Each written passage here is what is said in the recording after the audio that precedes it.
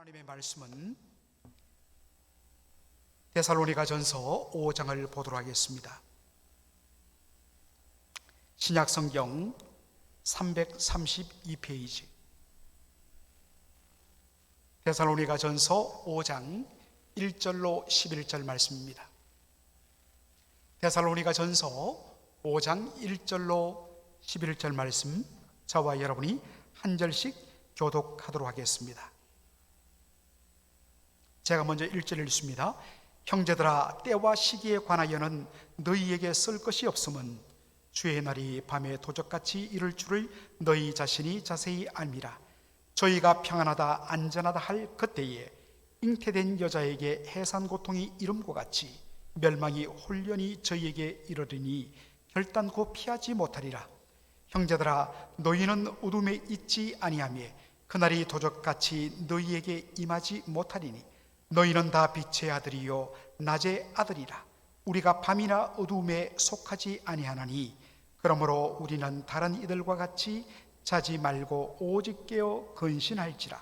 자는 자들은 밤에 자고 취하는 자들은 밤에 취하되 우리는 낮에 속하였으니 근신하여 믿음과 사랑의 흉배를 붙이고 구원의 소망의 투구를 쓰자.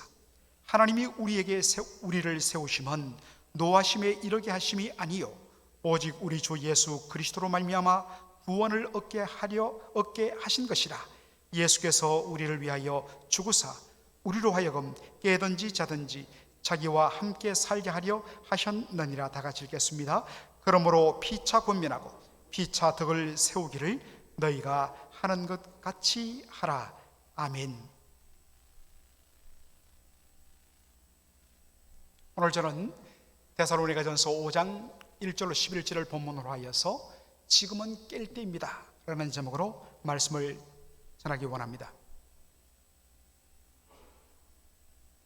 지난 주일에 저와 여러분은 데살로니가 교회에 대한 바울의 칭찬과 격려를 살펴보았습니다. 데살로니가 교회는 세 가지로 딱 정리되는 교회였습니다. 무엇이었죠? 믿음의 역사와 사랑의 수고와 우리 주 예수 그리스도에 대한 소망의 인내가 있는 교회였다. 이것을 칭찬합니다. 믿음, 소망, 사랑, 이 세 가지는 기독교의 가장 간결한 정의라고 종교개혁가 요한 칼빈은 이야기했습니다. 그래서 데살로니가 전후서를 읽어보면 믿음, 사랑, 소망의 인내에 대한 바울의 언급이 집중되어 나타납니다. 그런데 앞에 두 부분과는 비교할 수 없을 정도로 데살로니가 전후서에서 바울이 가장 집중적으로 많이 언급하고 도전하고 권면하는 말씀이 소망의 인내에 관한 부분입니다. 지난 시간에도 제가 말씀드렸습니다만 영어 성경에 보면 그냥 faith, love, hope입니다. 그러나 이것을 헬라 성경으로 보면 믿음, 사랑, 소망 이 앞에 공통적으로 다 정관사가 붙어 있습니다.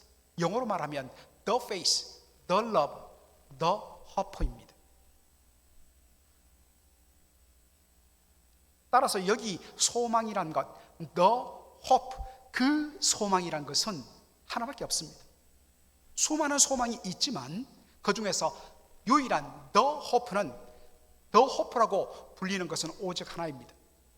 바로 우리 주 예수 그리스도의 재림에 대한 소망인 것입니다.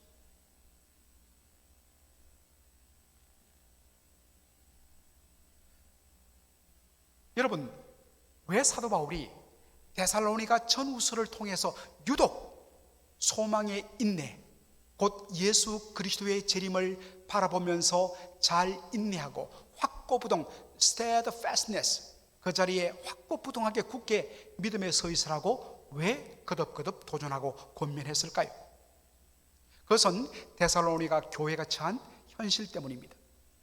데살로니가 교회는 예수 믿는다는 이유만으로 혹독한 핍박에 시달렸습니다. 사도 바울이 데살로니가 당국에 의해서 추방된 현실 속에서 남은 것은 성도들밖에 없는데 그 성도들은 이제 예수 믿은 지 채 2달도 안 된 초신자들이었습니다. 오랫동안 수대 동안 예수를 믿어온 연륜을 가진 성도들도 환난과 핍박 앞에서 흔들리고 넘어질 수밖에 없는데, 이제껏 예수 믿은 지 2달도 채 못된 그러한 초신자들이 과연 이 환난과 핍박을 감당할 수 있을까? 이것이 바울의 염려였습니다. 자신은 가는 길들이 다 차단되었기 때문에 하는 수 없이 디모데를 보냈는데, 디모데가 와서 보고한 내용이 무엇이었습니까? 놀랍게도 환난과 핍박 가운데서 도리어 더 굳세게 믿음에 서 있으면서 성도들끼리 뜨겁게 사랑한다는 소식을 들은 것입니다. 얼마나 바울이 기뻤겠습니까? 바로 데살로니가 교회 성도들이 이런 환난과 핍박 가운데서도 굳세게 서 있고 믿음을 지키며 뜨겁게 사랑하는 근본 이유, 원인은 바로 그 소망, 우리 주 예수 그리스도의 재림에 대한 확실한 소망 때문이었습니다. 예수님이 이제 곧 재림하시면, 다시 오시면 저 불의한 악의 세력들은, 그리고 그 배후에 있는 악한 영의 권세들은 다 심판받고 멸망당할 것이고, 주님의 재림을 소망하며 믿음 가운데 굳게 서 있는 자들에게는 위로와 그리고 생명과 구원과 영생의 선물이 주어질 것이라는 그 소망 때문에 그들은 흔들리지 않았습니다.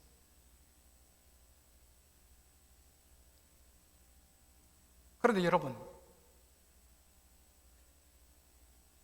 아무리 좋은 약도, 그 좋은 약도 그 속에는 또 그것을 잘못 복용하면 반드시 사이드 이펙트, 부작용을 동반하게 됩니다. 재림 신앙 자체가 문제 있는 것이 아니라 너무 귀한데, 문제는 데살로니가 교회 성도들이 이 재림 신앙에 대하여서 제대로 바울로부터 배울 기회조차 없이 바울이 추방당했기 때문에 바른 지식에 근거하지 않음으로 인해 갖고 그들이 잘못 오해함으로 말미암아 많은 혼동도 같이 일어났다는 사실입니다.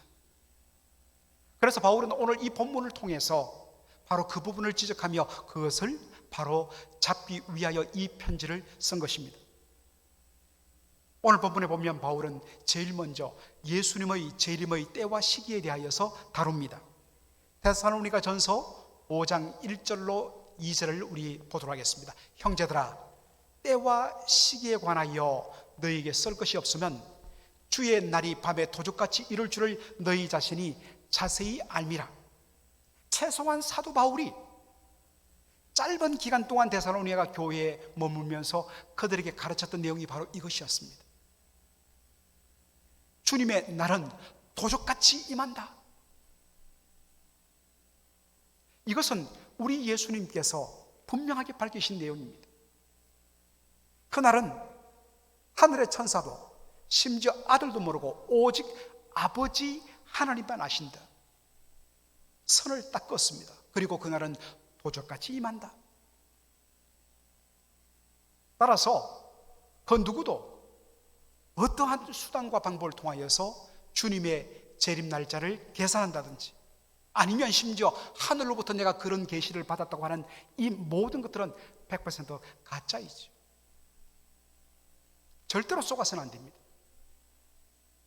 여러분, 도둑은 남의 집을 털 때에 자기가 그 집을 방문하는, 그 집에 침입하는 시간을 미리 공지하고 가지 않습니다.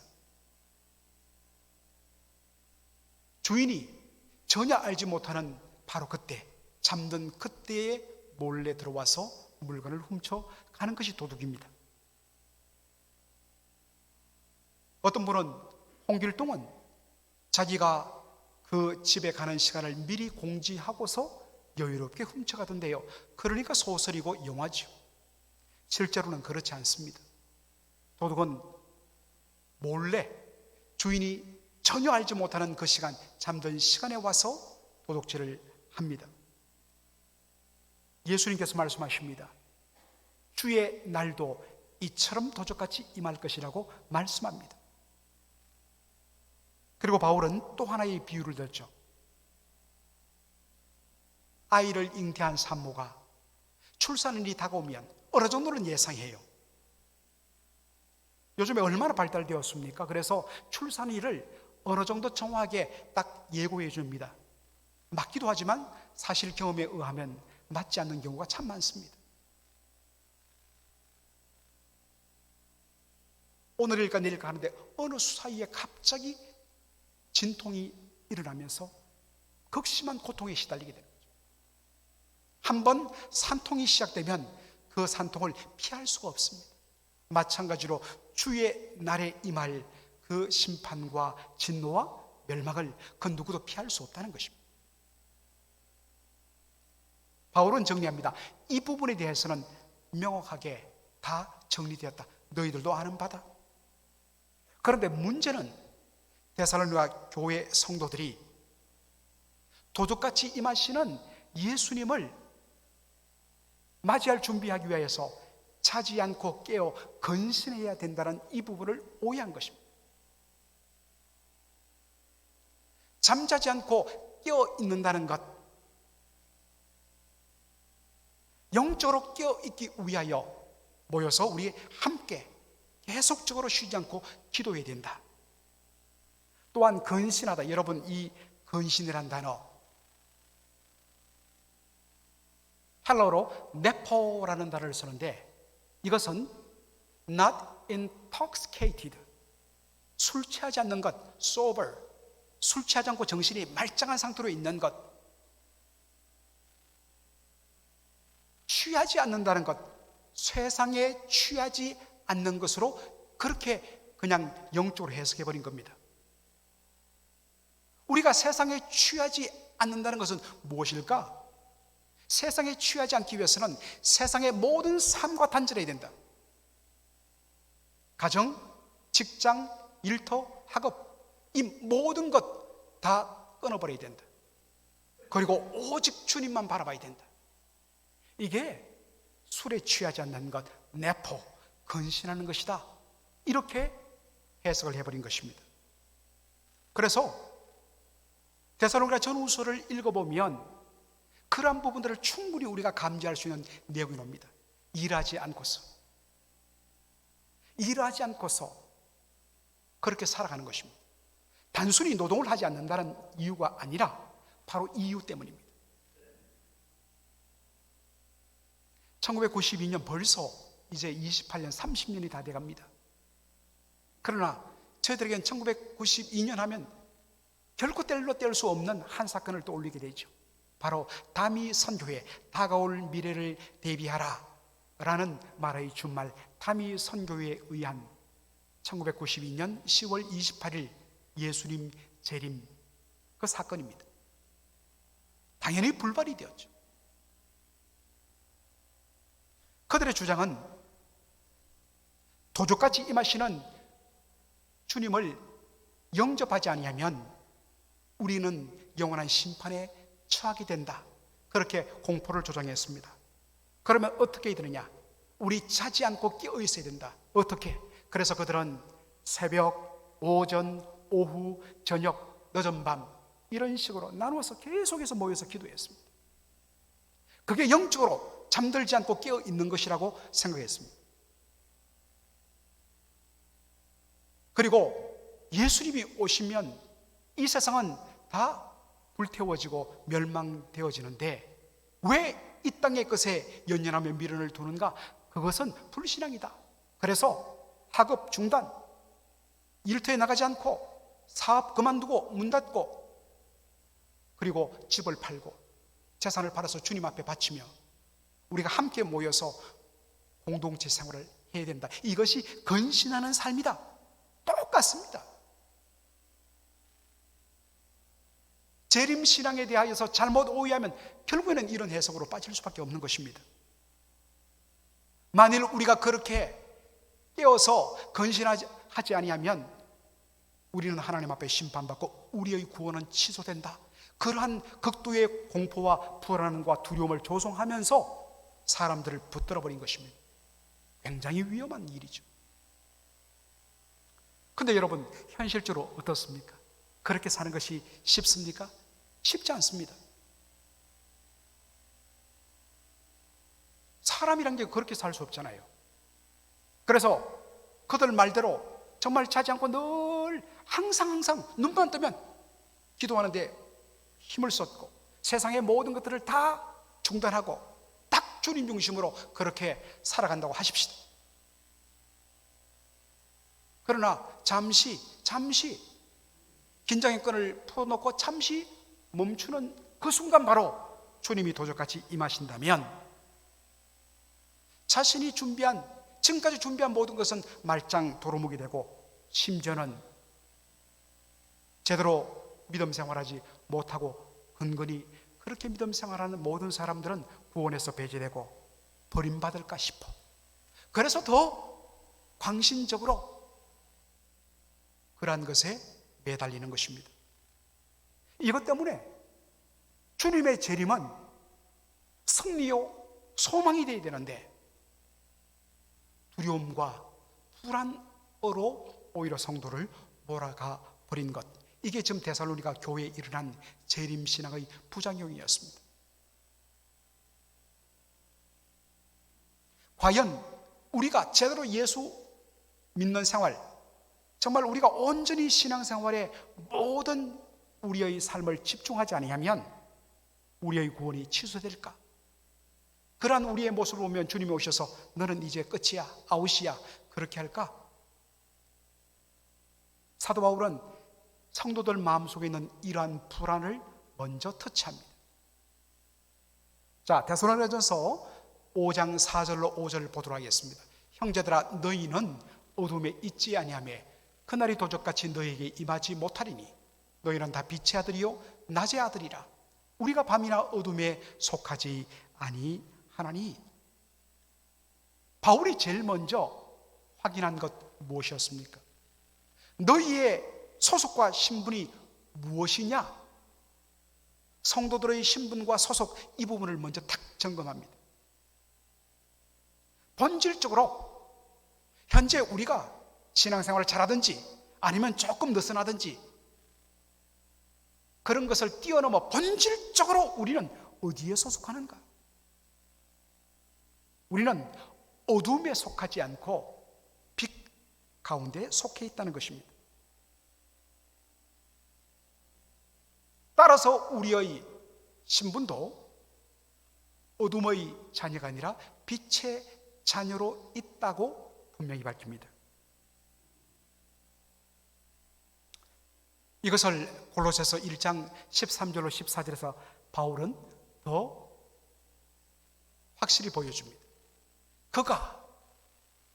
그가 하나님이 우리를 흑암의 권세에서 건져내사 그의 사랑의 아들의 나라로 옮기셨으니 그 아들 안에서 우리가 구속 곧 죄사함을 얻어두다. 우리 한글 성경을 읽어보면 13절과 13절이 좀 끊어져요. 그런데 영어 성경을 보면 한 문장으로 딱 되어 있습니다. 원래 우리는 흑암의 권세, 흑암의 지배 아래 있던 자들이었습니다. 그런데 하나님께서 우리를 하나님의 아들의 나라로 우리를 옮겨주셨다. 우리의 소속을 바꿔주셨다는 것입니다. 어떻게 우리의 소속이 바뀌어졌느냐? 바로 그의 아들 예수 그리스도의 십자가 구속으로 말미암아 예수님께서 십자가에 피 흘려 죽으심으로 말미암아 우리의 모든 죄값을 다 값치러 주심으로 말미암아 흑암의 권세에 묶였던 우리들이 거기서 건져냄을 받아서 우리의 신분과 소속이 하나님 나라의 백성으로 옮겨진 것, 이것이 바로 구원이란 것입니다. 여러분 잘 보십시오. 우리가 빛 가운데 거하며 빛에 합당한 삶을 살았기 때문에 우리의 소속이 옮겨지고 바뀐 것 아닙니다. 우리가 그렇게 살았기 때문에 우리에게 빛의 자녀라는 신분이 주어진 것이 아닙니다. 오직 이 일은 하나님께서 그 아들 예수 그리스도의 십자가 구속으로 말미암아 하나님이 주권적으로 행하신 사건입니다. 바울은 이것을 놓쳐서는 안 된다고 이야기합니다. 나의 신분과 소속이 우리의 열심과 우리의 어떤 행위의 결과로 그것이 조건이 되어져서 바뀌어졌다면 얼마든지 우리의 그 조건의 삶이 바뀌어짐으로 말미암아 다시 되돌아갈 수 있습니다. 그러나 우리의 신분과 소속이 전적인 하나님의 은혜와 그의 아들 예수 그리스도의 십자가 구속의 역사로 말미암아 주어진 사건이기 때문에 이것은 변경될 수 없다는 것입니다. 바울은 한 걸음 더 이 문제를 다룹니다. 데살로니가전서 5장 9절로 10절 보면 하나님이 우리를 세우심은 노하심에 이르게 하심이 아니요 오직 우리 주 예수 그리스도로 말미암아 구원을 얻게 하신 것이라. 10절 말씀, 예수께서 우리를 위하여 죽으사 우리로 하여금 깨든지 자든지 자기와 함께 살게 하려 하셨느니라. 여러분, 여기 세우셨다는 말씀, 이 ESV 성경이 잘 번역했습니다만 destined, 예정하셨다는 말입니다. 하나님께서 창세전에 우리를 향하여 뜻을 두시고 계획하시는 예정, 그것은 최종적으로 우리를 진노 위에 세우게 하시기 위하여 우리를 예정한 것이 아니라 우리 주 예수 그리스도 안에서 우리로 하여금 최종적으로 구원을 얻게 하시기 위하여 하나님이 창세전에 예정하셨다는 것입니다. 그 예정의 뜻을 이루기 위하여 때가 참에 아들 예수 그리스도 독생자를 보내주셨고 독생자가 우리를 대신하여 십자가에 피 흘려 주셔서 우리의 모든 죄값을 갚쳐 주셨습니다. 그리고 주의 성령이 이 땅에 임하사 죽은 우리의 영혼을 거듭나게 하시고 우리를 예수 그리스도를 주로 고백하고 시인하는 믿음 주셔서 우리를 구원하셨습니다. 그렇게 하나님께서 예정하시고 구속하시고 놀랍게 우리에게 이 구원의 은혜를 주셨는데 그렇게 다 했다가 마지막에 보니까 너희들이 좀 부실하다, 자, 이 모든 계획 취소, 그런 일 없다는 것입니다. 이것은 하나님의 성품에 맞지 않다는 것입니다. 10절도 보면 예수님께서 왜 우리를 위하여 죽으셨는가?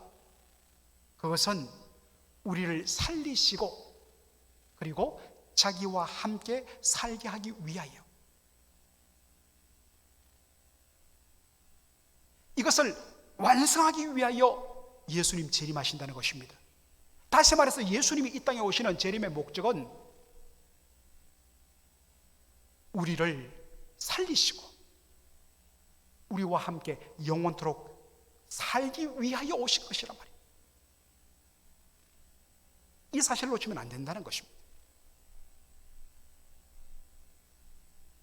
그렇기 때문에 예수 믿는 사람들은 주님의 재림을 두려워해서는 안 돼요. 그분이 이 땅에 오시면 그 약속하신 구원을 이제 완전히 성취하시고 우리와 영원토록 함께 살기 위하여 오신다. 그래서 아멘 주 예수여 어서 오시옵소서 우리는 할 수 있는 것입니다. 자, 그렇다면 우리가 조금 부족해도 우리의 신분과 소속은 바뀔 어떠한 이유도 없고 우리의 구원이 취소될 이유 없기 때문에 그렇다면 이제 좀 마음 놓고 그냥 살아도 괜찮은 것이 아닌가? 그렇지 않습니다. 하나님의 전적인 은혜와 예수 그리스도의 구속, 십자가 구속으로 말미암아 우리의 소속과 신분이 바뀌어졌습니다. 소속과 신분이 바뀌어지면 이제 거기에 따른 새로운 요구가 되어지죠. 바로 그 소속과 신분에 걸맞는 삶의 수준이 요구되는 것입니다. 이렇게 살아야 너희가 신분과 소속이 바뀐다가 아니라 신분과 소속이 바뀌어졌으므로 거기에 걸맞게 살아야 된다 말이에요.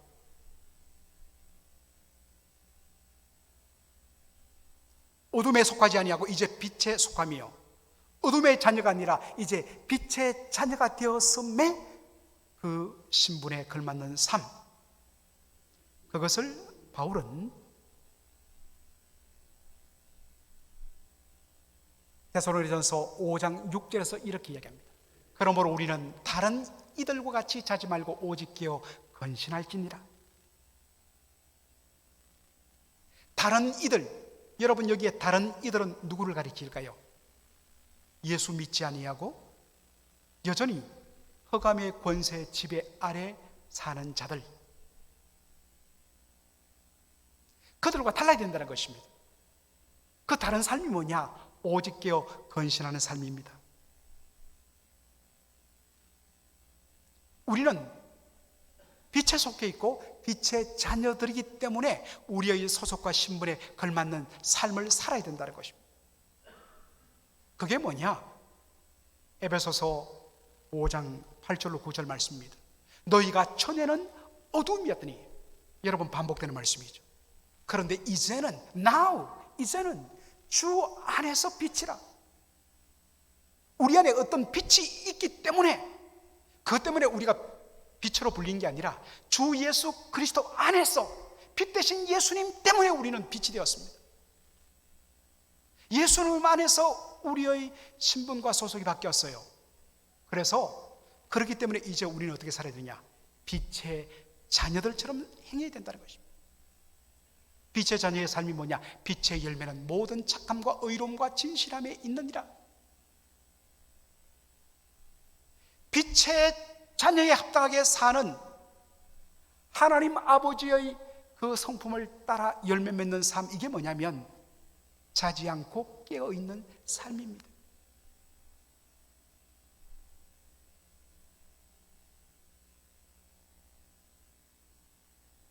물론 빛의 자녀에 합당한 삶이 그냥 가만히 있으면 이루어지지 않죠. 이것 위하여 우리가 성령의 은혜를 구하고 성령의 은혜 가운데 말씀과 기도로 날마다 구별되는 그러한 말씀과 기도를 통하여 주님이 부어주시는 은혜, 그 충만한 은혜를 덧입을 때에야 우리는 빛의 자녀에 합당한 삶을 살 수 있습니다. 그것 위하여 우리는 기도하고 그것 위하여 우리는 말씀을 붙들고 그것 위하여 성령의 은혜를 구해야 됩니다.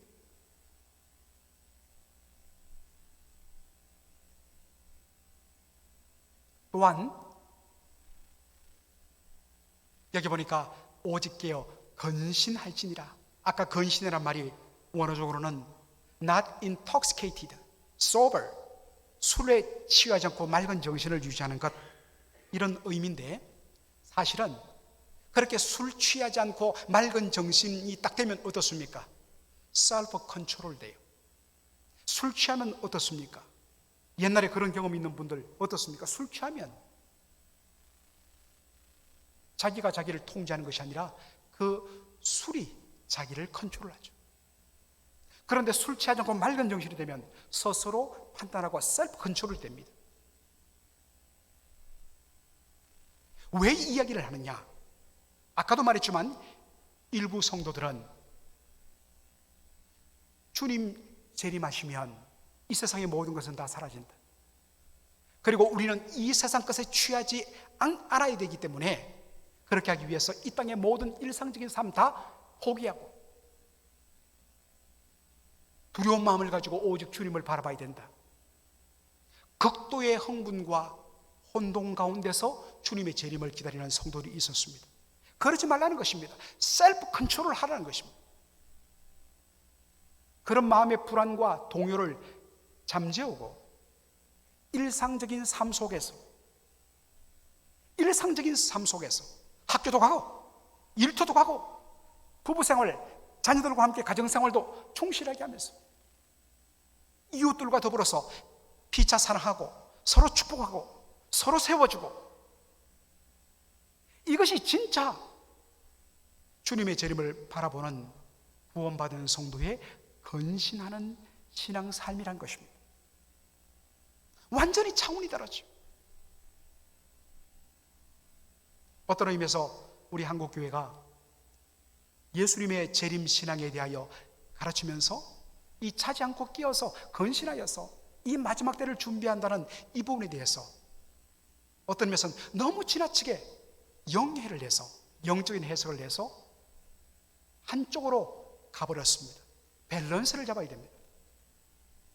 우리의 삶의 터전에서 우리의 삶에 충실하면서도 깨어있는 빛의 자녀의 삶을 사는 가운데 주님 재림을 우리가 맞이해야 된다는 것입니다. 예수님께서 마지막 말세에 대해 특징을 이렇게 말씀하셨습니다. 불법이 성함으로 많은 사람의 사랑이 식어지리라. 말세의 특징은 사랑이 식어집니다. 사도 바울은 오늘 이 본문의 말씀을 마무리하면서 5장 11절에 이런 말씀으로 마칩니다. 그러므로 피차 권면하고 피차 덕을 세우기를 너희가 하는 것 같이 하라. 피차 권면하라. 사실 이 권면이라는 번역이 좋지 않습니다. 권면은 문자 그대로 문제 있을 때, 잘못했을 때 그 사람을 타이르고 바로 깨닫게 해서 고치도록 하는 것, 이런 의미입니다. 그런데 영어 성경이 번역 잘했습니다. encourage, 격려하란 말입니다. 용기를 주라. 이게 사랑이란 겁니다. 피차, 서로를 격려해 주라. 용기를 주라. 피차, 덕을 세우라. 덕을 세운다는 게 뭘까요? 사실은 정확히 말하면 서로 빌드업 해주는 겁니다. 서로를 세워주는 것입니다. 다른 사람 주저앉히고 내가 서는 게 아니라 나를 통하여, 나를 디뎌서 다른 사람이 서갈 수 있도록 자신이 디딤돌이 되어주는 것, 이게 피차 세워주는 것, 빌드업하는 겁니다. 이것이 사랑입니다. 어둠의 권세 아래 있는 세상은 사랑이 식어지고 오직 자기만 추구한다지만은 예수 믿는 믿음의 공동체에서는 세상과는 전혀 다른 빛의 세계, 서로를 잡아당기고 눌러앉히고 나만 살면 된다고 하는 것이 아니라 서로를 세워주며 서로를 향하여 용기를 주며 소망을 주며 칭찬해주며 격려해주는, 식어지는 것이 아니라 이래서 그리스도의 사랑이 펄펄 끓어 넘치는, 이게 빛의 삶이란 것입니다. 이게 깨어있는 삶이란 것입니다. 이런 의미에서 정말 우리 자신은 과연 그리스도 예수의 재림을 온전히 맞이할 준비가 되어 있는가?